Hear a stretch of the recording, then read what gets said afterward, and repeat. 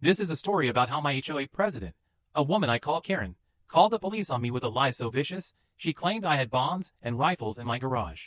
But here's the unbelievable twist. When the SWAT team stormed my quiet cul-de-sac, they found me, my clean floor, and the governor of the state, who I was secretly meeting to expose Karen's massive land fraud. In the resulting chaos, a single gunshot was fired, and the governor went down.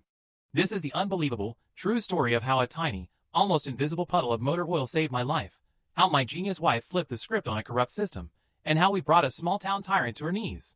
But before we dive into this wild ride of police chaos and political corruption, please take 1 second, hit that subscribe button, and turn on notifications. Your support helps me keep telling these high-stakes stories. Part 1. The methodical fury of a tidy man. My garage is my church. It is the one place on earth where everything makes perfect, undeniable sense. Every wrench has a home, outlined in black marker. Every socket is nestled in its tray. The floor is clean enough to eat off of, except for that one stubborn, little puddle of synthetic oil I'd missed under the engine block of my deep, glossy Highland Green '67 Mustang. That car, left to me by my father, smells of leather, gasoline, and history. It's more than a classic car. It's a monument to order and precision, traits Karen Called, the HOA president, absolutely despised. She thrived on chaos, on the gray areas of paperwork, and the terror of implied threat. I thrive on the satisfying click of a lug nut reaching its exact specified torque. That difference, a simple matter of personal preference, would lead to a near-fatal shooting. The reason I was so focused on that Mustang on that particular evening, torquing the lug nuts, listening to the satisfying click, click, click of the wrench, a rhythm of control, was simple. I was stalling. In the house, on the kitchen table, was a briefcase containing evidence that would unravel Karen's entire meticulously constructed world of corruption. I had spent 6 long, tedious months compiling that file, driven not by revenge, but by the cold, clear logic that theft, no matter how small, is still theft. Karen's pettiness, her ceaseless stream of citations for our unapproved mailbox color, or the excessively tall height of my vegetable garden fence, had all been a distraction. She was trying to bury us in nickel-and-dime tyranny, while she orchestrated a multi-million-dollar land fraud right under our noses. My frustration wasn't personal, it was methodical. Part 2. The architect of the evidence. How do you expose a land fraud scheme orchestrated by a powerful local developer and enabled by a tyrannical HOA? You don't call the police, you become an auditor. My background is in logistics and supply chain management, which is just a fancy way of saying I know how to follow a paper trail from a purchase order to a final payment and spot the 1% that doesn't add up. The whole thing started with a mysterious $25,000 beautification fee added to our quarterly dues. When I, as the only person stupid enough to ask for the invoice, was rebuffed by Karen with a smug, condescending email about proprietary vendor relationships, I knew I was on the right track. My wife, Tina, a genius in her own right with data forensics, helped me piece together the puzzle. First, we cross-referenced all the public HOA meeting minutes, a tedious, soul-crushing exercise. Tina wrote a Python script to scan the PDFs, looking for keywords like easement, lake access, and vendor payout. She quickly flagged a pattern. Every time the developer, Richard Thorne, was paid an exorbitant fee for a vague service, Karen would receive a large, round number deposit into a seemingly unrelated shell company account. That shell company, Pondside Ventures, LLC, was the key. Tina found the incorporation documents using open source records. The single, sole signatory and listed owner, Karen Called. This was not just a kickback scheme, it was a partnership. The real brilliance of their fraud, and the reason it had gone undetected for years, was the subtle alteration of the parcel maps. I had gone down to the county clerk's office, pulling the original, hand-drawn 1980s plats of our subdivision. I then compared them line by line against the digitized maps the HOA had provided to all new residents. The community lake access strips, the thin, 10-foot wide easements that guaranteed every homeowner could reach the water, were subtly, almost imperceptibly, shaved down by 4 to 5 feet on the HOA map. A few feet here, a few feet there, over 50 properties. It seemed insignificant, but when you added up those little slivers, they aggregated into a continuous, perfect, private, 300-foot-long waterfront lot. Thorne and Karen were quietly creating a multi-million-dollar piece of real estate out of thin air, literally stealing the collective property rights of the entire neighborhood. They were preparing to sell this new lot to a wealthy buyer and disappear with the profits. My briefcase held the original plats, the forged HOA versions, the bank statements showing the kickbacks, and the legal opinion proving the collective theft. This wasn't just neighbor drama, it was grand larceny, and I had the receipt. On that particular evening, The cool lake air was just starting to drift in, carrying the scent of pine and damp earth. I was stalling for time, running a final check on the Mustang's idle, when the quiet hum of an expensive sedan broke the peace. Not the sound of a neighbor coming home late. This was a deeper, more serious sound. I wiped my hands on a red shop rag and peered out. A black car with government plates rolled to a stop at the end of my driveway. Two men in dark suits got out, moving with a quiet, unsettling snap. I knew why they were here. I hadn't called the local police. They were likely too close to Karen and Thorne's political contributions. I went straight to the top, to a watchdog group with ties to the governor's Office of Integrity. They had promised a discreet review. The agent who walked toward my garage, Agent Peters, was alert, a man who noticed things for a living. I met him at the edge of the open door. "Mr. Dunham," the agent said, his voice low. "That's me," I replied. "I'm Agent Peters. Governor Thompson would like a word with you. He's reviewing your materials." The garage was chosen for privacy. No HOA cameras, no clubhouse mics, no neighbors. "Your message got through, sir. He thinks you've uncovered a serious RICO violation." My heart did a serious jump. The governor himself. I'd hoped for an auditor, maybe an investigator. The governor showing up in person meant this was much bigger than I ever imagined, a fact that both terrified and validated me. The back door of the sedan opened, and Governor Thompson, looking tired but incredibly sharp, stepped out. He held up a thin, worn briefcase, my evidence, now marked with state seals. "Mr. Dunham," he said, his voice clear, cutting through the twilight air. "You've been busy. I think you've untangled something we've been chasing for years in other communities. You just delivered the key piece of evidence, and I had to see it in person before we dropped the hammer." He stepped fully into the garage, his expensive Italian leather shoes crunching lightly on the clean concrete. He stood next to the Mustang, looking less like a politician and more like a prosecutor who had just been handed a gold-plated indictment. This was the moment of victory. The moment a man with a clean garage and good records could finally prove that the rules applied to everyone. We were talking about the mechanism of their legal takedown when, just a block away, I heard the faint, high-pitched whoop-whoop of a distant siren. The siren wasn't distant for long. It multiplied. Within 30 seconds, the quiet hum of the governor's sedan was drowned out by the screams of multiple patrol cars.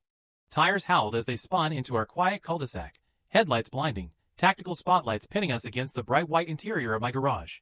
It was an instant, terrifying transformation from peace to high-risk chaos. Officers poured out of their cruisers, hands on their holsters, shouting a wall of overlapping, contradictory commands. "Show me your hands! On the ground now! Don't move! Keep the garage door open! Don't make a sound!" My entire body went rigid. I was an ordinary man being mistaken for a terrorist. Agent Peters, instinctively, drew his own weapon and roared. "This is a misunderstanding! We are State Protection Detail! Stand down!"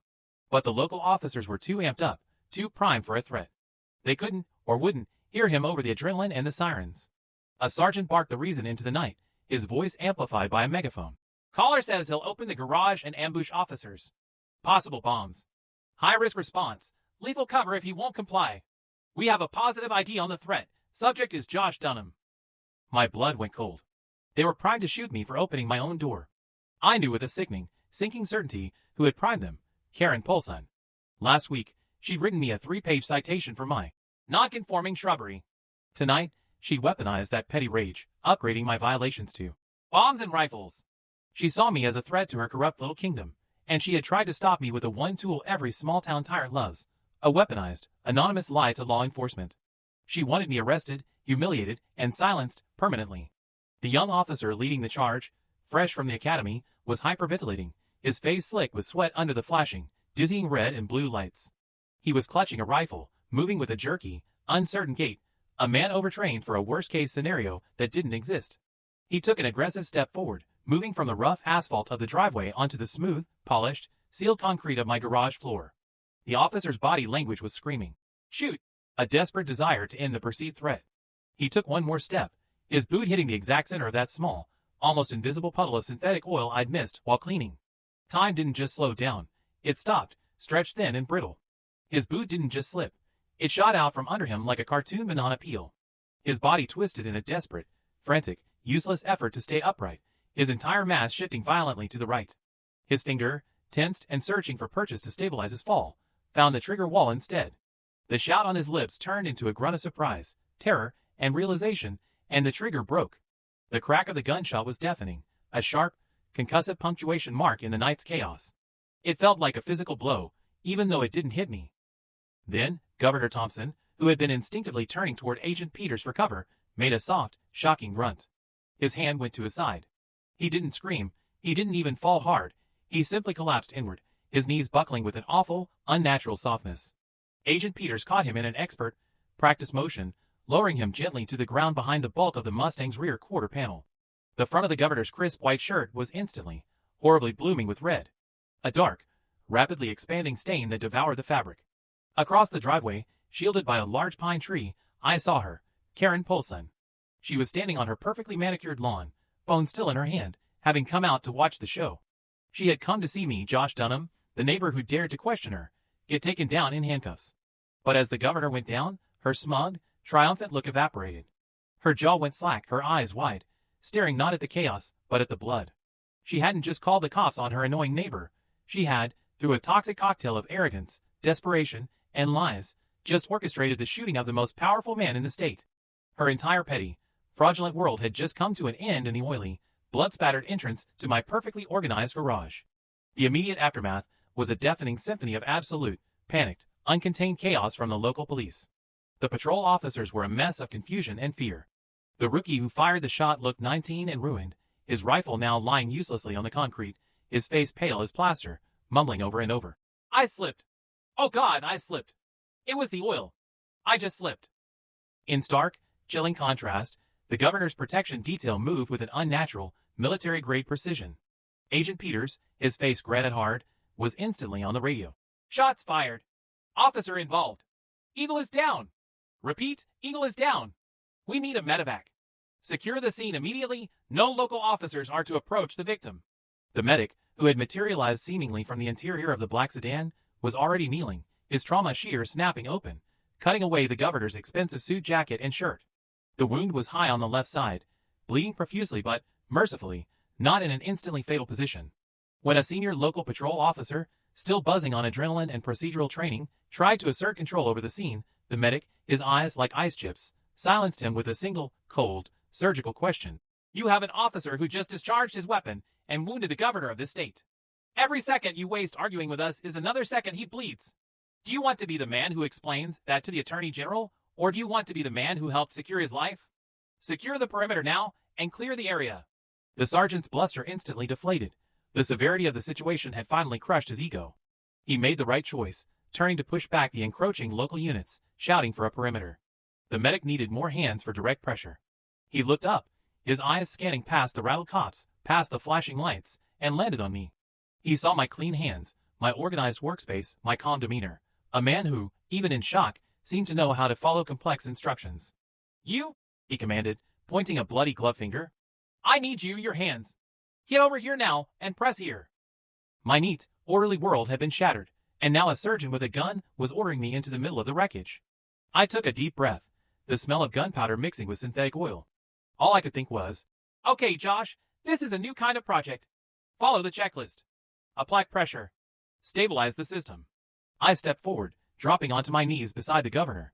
Hands on mine, the medic said. On 3, you take over. Hard, short breaths for him, steady voice from you. Count, keep pressure. Don't drift. On 3, he pulled his hands away, and I pressed down. The feeling was awful. The gauze was spongy, and I could feel the heat of the governor's body, the desperate, thready thump of his pulse against my palms. It was the most intimate and terrifying connection I had ever made with another person. You're not getting rid of me that easy. I leaned in and whispered to him. You still owe me a handshake in a quiet neighborhood. The medic then needed a strong, wide belt to rig a crude pressure bandage on the torso.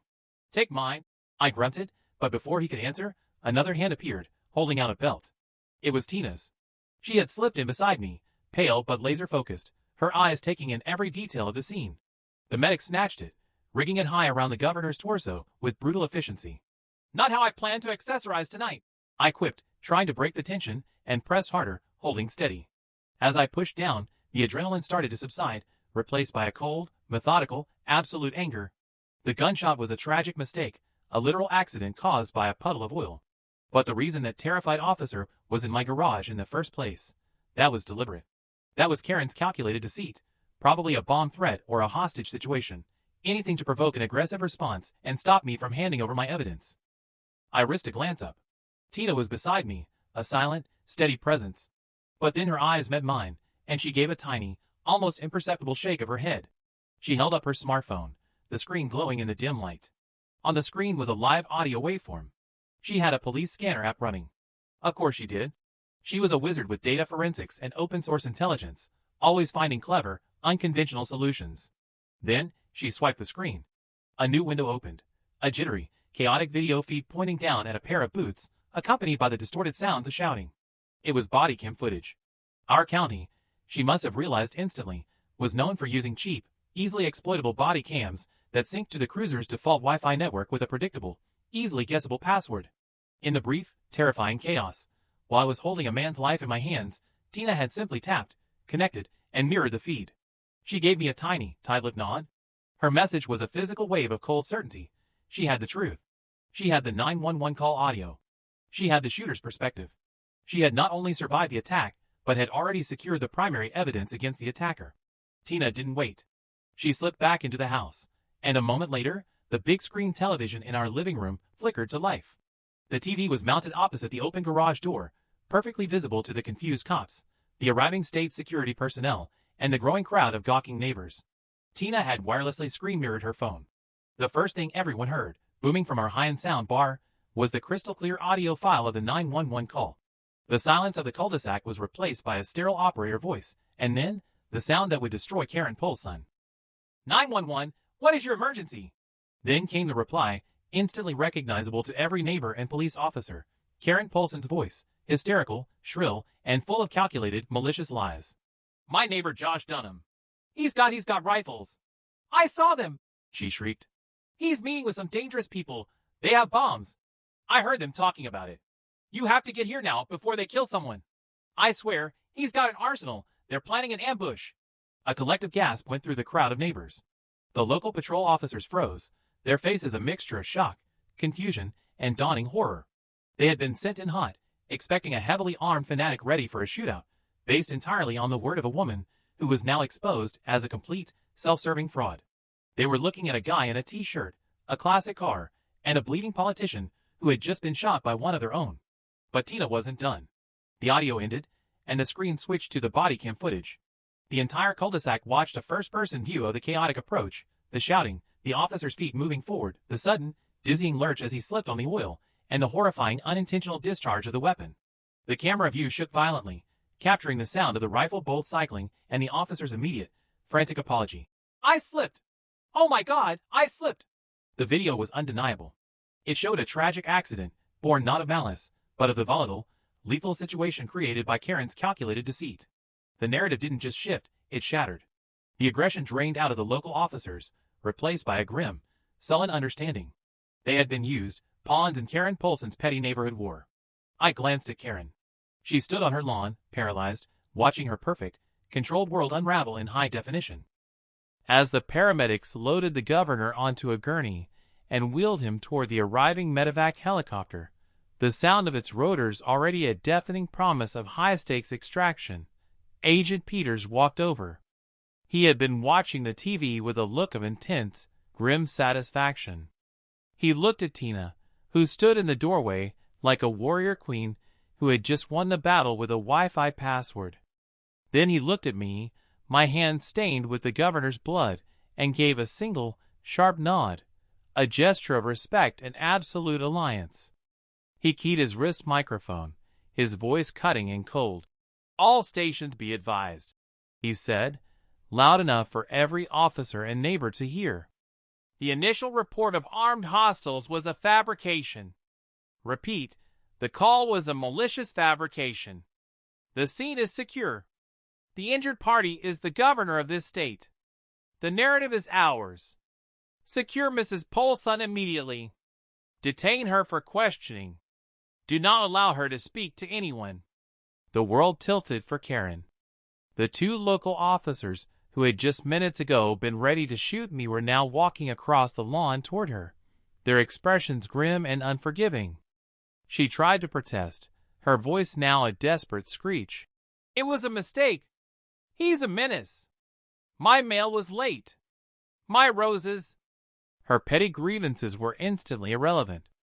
The charges were stacking up like cordwood, false report, inducing panic, obstruction, and now, likely conspiracy and assault by false pretense, given the outcome.